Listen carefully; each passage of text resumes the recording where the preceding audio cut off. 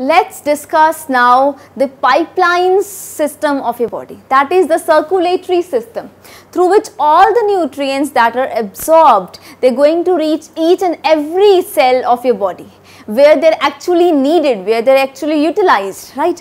So, let's start with the circulatory system. Let's begin with how we are going to define the circulatory system.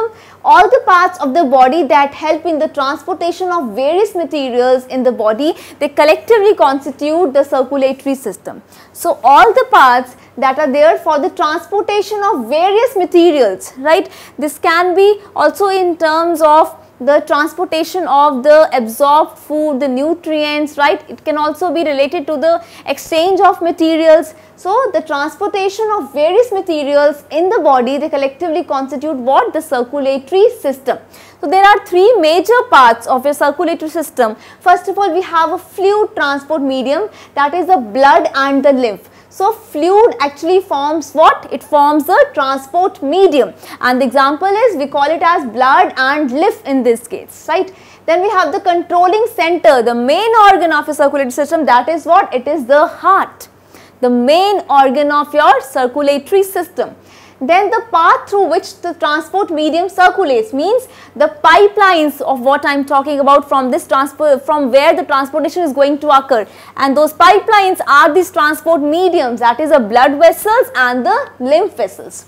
So, as a whole, these fluids, they actually form the transport medium in your body. So, we have classified fluids into two categories. We have intracellular fluids and we have extracellular fluids. When we talk about the word intracellular, means something that is within the cell, means the fluid that is there within the cell, right. That is termed as what? Intracellular fluid. Now, out of 40 liter of fluid that is there in your body, 25 liter is what? It is the intracellular fluid, right, and 15 liter is what? It is the extracellular fluid. So, out of 40 liters, we have 25 liters of intracellular fluid and 15 liters of extracellular fluid. This is on average basis. Then if we talk about intracellular fluid, means the fluid that is there within the cell. So, what is the composition of that sort of a fluid? It is rich in potassium, phosphatines and proteins, and there are also moderate quantities of what? Magnesium, sulfate ions, right, and very small amounts of sodium and chlorine ions. There is no calcium ion. So, the composition of intracellular fluid is such that potassium is the main intracellular cation.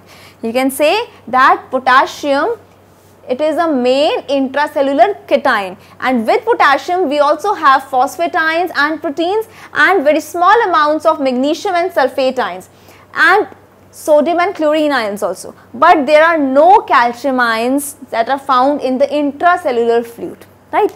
So, this is about intracellular fluids. Then we have the extracellular fluids, which is 15 liter out of 40 liters, right. This extracellular fluid has the main cellular you can say molecule, that is sodium. So, sodium actually forms the main extracellular cation. What is sodium? It is a main extracellular cation. So, we have sodium and chlorine ions which form the main composition of the extracellular fluids, being sodium the main extracellular cation, right. Why I am calling it cation? Sodium, it is positively charged, so it is sodium cation, right. Then there are very small amounts of potassium, calcium, you can say magnesium ions and phosphate ions. So, as a whole, you can say in this case intercellular fluids, we had the main cation, that was potassium, but here we have the main cation, that is sodium. Here we had very small amounts of sodium and chlorine, but here we have the major ratio of this sodium and chlorine ions, while we have in very small quantities these potassium ions. So, you can make out the difference between the composition of this intracellular fluid and the extracellular fluid, right. Then what are the types of these extracellular fluids? There are certain examples you can see. We have interstitial fluid. Interstitial fluid is the extracellular fluid, means which is outside the cell. That is, extracellular means which is outside the cell. So, interstitial fluid means that is a tissue fluid which is within the tissues. So, it is just like sea water. It is just like sea water. Then we have blood plasma. This fluid is present in what? In blood, as the name suggests. Then we have lymph plasma. This is present in lymph, as the name suggests again. Then we have the cerebrospinal fluid, which is there present in the spinal cord, in the ventricles of the brain.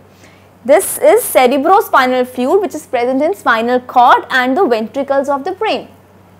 Then we have the intraocular fluid. So ocular, just remember the name from ocular, remember that we are talking which is linked to eyes, right. The intraocular fluid is found in the eyeball, right. When we talk about the structure of eyeball, we have vitreous humor and aqueous humor. So the intraocular fluid is found there.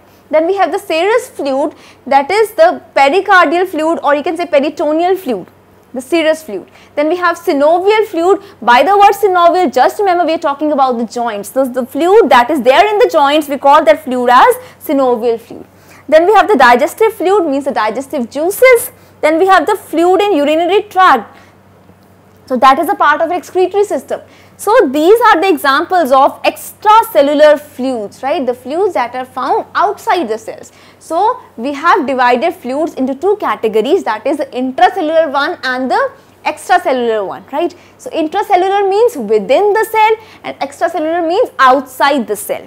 So major amount of the fluids is intracellular fluid, and 15 liter out of 40 liter approximately it is the extracellular fluid.